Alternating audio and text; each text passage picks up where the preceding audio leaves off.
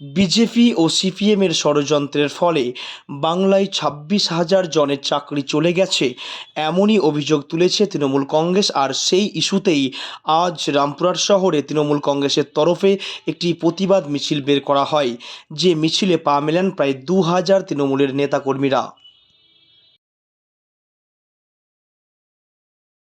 আছে আজ যে রেকমেন্ডেশন আছে শুভেন্দু অধিকারের ভাইয়ের নামে আছে, এবং শুভেন্দু অধিকারী যেখানে যেখানে অবজারভার ছিলেন সেই জায়গা থেকে আপনারা দেখবেন শিক্ষক নিযুক্ত হয়েছে, এবং শুভেন্দু অধিকারী জনসমক্ষে বলেছিলেন বোম ফাটাবো ২৬,০০০ পরিবারের পেটে লাথ মেরেছেন।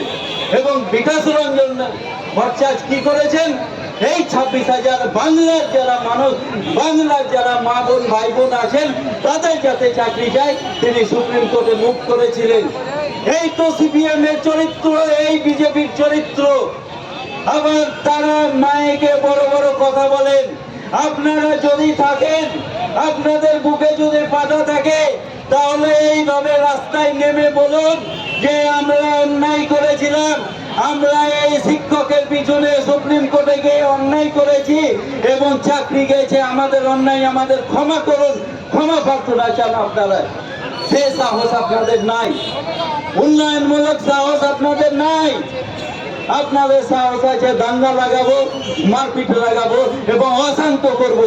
কিন্তু আমাদের উপরে আছে মমতা বন্দ্যোপাধ্যায়, অভিষেক বন্দ্যোপাধ্যায়।